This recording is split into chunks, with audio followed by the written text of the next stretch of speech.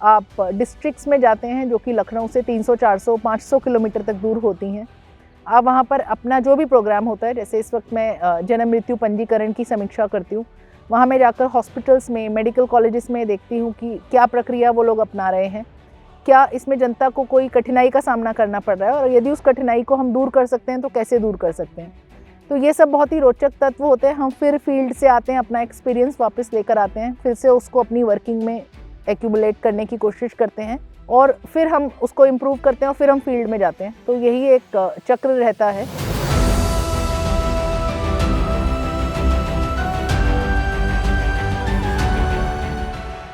नमस्कार, मैं शीतल वर्मा हूँ। 2007 batch IAS Uttar Pradesh cadre और 2006 में मैंने परीक्षा दी और 2007 में उत्तीर्ण की। वर्तमान में काडर में बहुत सारी पोस्टिंग्स करने के बाद गृह मंत्रालय भारत सरकार के निदेशक जनगणना कार्य एवं नागरिक पंजीकरण के निदेशक के रूप में मैं तैनात हूँ लखनऊ में। एक सिविल सर्वेंट की लाइफ का जो रूटीन रहता है वो उनकी पोस्टिंग्स के हिसाब से वेरी करता है। जैसे जब आप फील्ड में पोस्टेड होते हैं, SDM या DM होते हैं, तो बहुत ज़्यादा ऑफ कोर्स पब्लिक हियरिंग रोज होती है, आपको ऑफिस में बैठना होता है और जनता की शिकायतें सुननी होती हैं, बट बहुत ज़्यादा आप डे को प्लान नहीं कर पाते हैं क्योंकि बहुत सारी, स्पेशली एट SDM लेवल, जैसे आप सुबह उठते हैं और आपको पता चलता है कहीं कोई लॉ एंड ऑर्डर प्रॉब्लम हो गई, तो आपकी पब्लिक हियरिंग्स, आपकी कोर्ट हियरिंग्स बहुत प्रभावित होती हैं, बट आपको पहले जाके उस लॉ एंड ऑर्डर प्रॉब्लम को सॉल्व करना पड़ता है। Second half is normally about meetings. जब आप SDM रहते हैं तब आप DM की मीटिंग में जाते हैं, बट जब आप DM रहते हैं तब आपको मीटिंग्स, पोस्ट लंच बहुत सारी मीटिंग्स होती हैं जिसमें DM को चेयर करना होता है, अलग अलग प्रोग्राम्स की, अलग अलग डिपार्टमेंट्स की। तो आप मीटिंग्स कंडक्ट करते हैं, आप डिग्निटरीज से मिलते हैं। बहुत बार बहुत सारे लोग आपकी डिस्ट्रिक्ट को विजिट कर रहे होते हैं, तो आप शाम में उनसे भी कोशिश करते मिलें। आप पब्लिक रिप्रेजेंटेटिव से मिलते हैं, उन लोग की प्रॉब्लम्स को समझने की कोशिश करते हैं, फर्स्ट हाफ में, सेकेंड हाफ में, जब भी। तो जो एक सिविल सर्वेंट का डे होता है वो उसके पोजीशन के हिसाब से स्ट्रक्चर्ड होता है। अगर मैं अपनी बात करूं तो I am posted as director census operations and civil registration. बहुत ज़्यादा पब्लिक से डायरेक्ट इंटरफेस नहीं होता है जब तक हम डायरेक्टरेट में रहते हैं।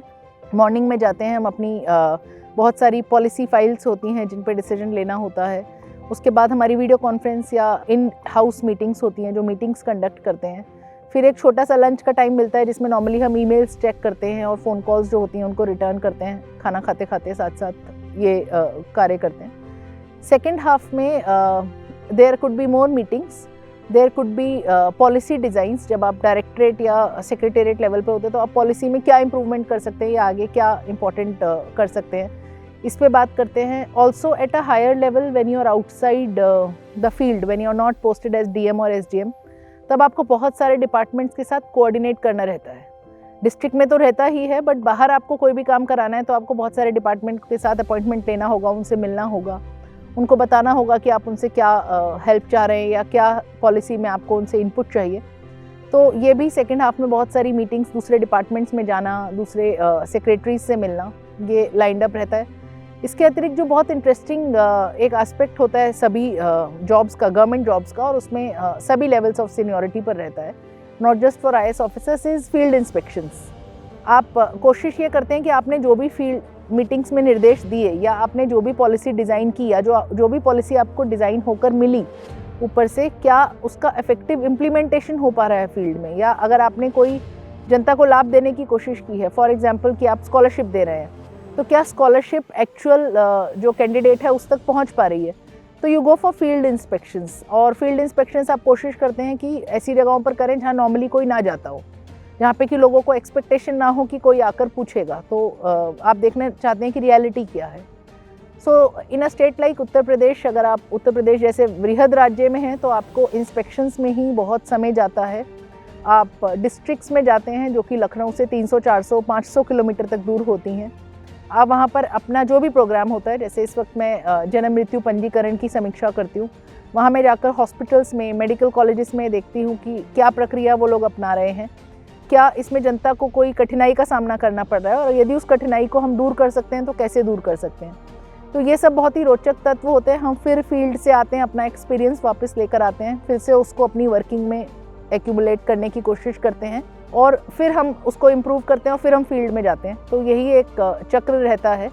जो कि डायरेक्टरेट और पॉलिसी मेकिंग पर होता है। डिस्ट्रिक्ट मैजिस्ट्रेट के सामने बहुत सारी विषम परिस्थितियाँ रोज़ के रोज़ उत्पन्न होती हैं और एक सारे जो एक डेमोक्रेसी के जितने भी एलिमेंट्स होते हैं, चाहे जुडिशरी, चाहे मीडिया, चाहे पॉलिटिशियंस, चाहे आरटीआई एक्टिविस्ट, चाहे एनजीओज़, इन सब के भी एक फ्रेमवर्क में काम करना रहता है। तो आपको वो सब भी अटेंड करना हो सकता है आपकी हाई कोर्ट में हियरिंग हो सकता है आज शाम को आपका किसी न्यूज़ चैनल पे इंटरव्यू हो सकता है आपकी आरटीआई कमीशन में हियरिंग हो। तो बहुत सारी ऐसी चीज़ें भी हो सकती हैं जो कि आप एक डेमोक्रेटिक फ्रेमवर्क में जब काम कर रहे होते हैं तो आपको वो सारी मीटिंग को भी अपने वर्क में रोज़ की रोज़ जो आपकी लाइफ होती है उसमें उसके लिए भी एक मीटिंग का समय रखना पड़ता है।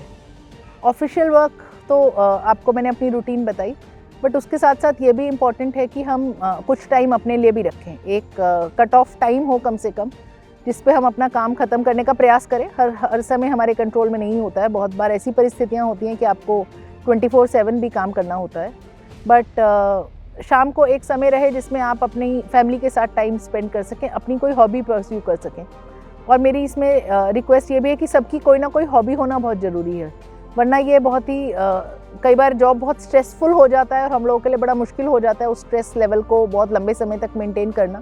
तो बहुत सारे लोग अलग अलग चीज़ें करते हैं। मैं कई बार पार्क में वॉक करने जाती हूँ,